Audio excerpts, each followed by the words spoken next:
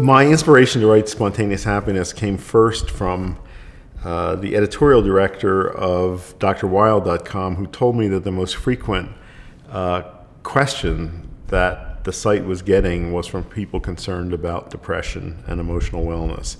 And when I learned that, I started looking into the extent of the depression epidemic in our population. And I looked at my own life experience and the strategies that I'd found to maintain emotional wellness. And it seems to me that there's a real need for an integrative approach to mental and emotional health. And I wanted to write about all those things. To me, spontaneous happiness is a feeling that comes from inside. It's not dependent on external circumstances. Most people, I think, imagine that happiness will come if they get something from outside that they don't now have. Whether that's money or a better job or a lover or something that's missing.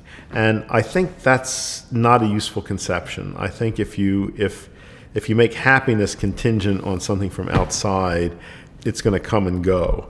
But to me, what's really more important are positive feelings that come from within. And I think a better goal than seeking happiness externally is to try to strive for greater contentment and comfort and serenity. If you're contented, you are content whatever your surroundings are. And I think that's an inner feeling that can be cultivated. And I think if you work at cultivating contentment and comfort and serenity, you become more open to the possibility of spontaneous happiness, which can, fall on you as a gift.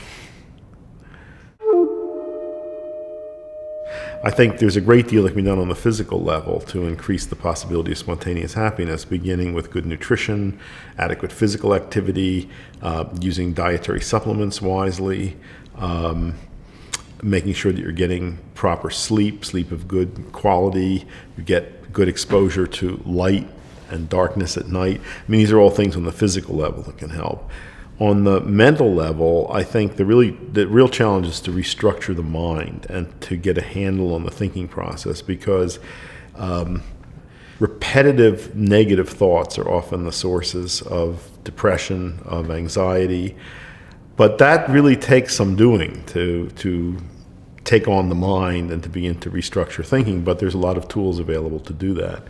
And in the spiritual realm, I think this means everything from working with the breath to paying attention to sounds and sights that you let into your experience, to the nature of social interaction, to the kinds of people that you come into contact with.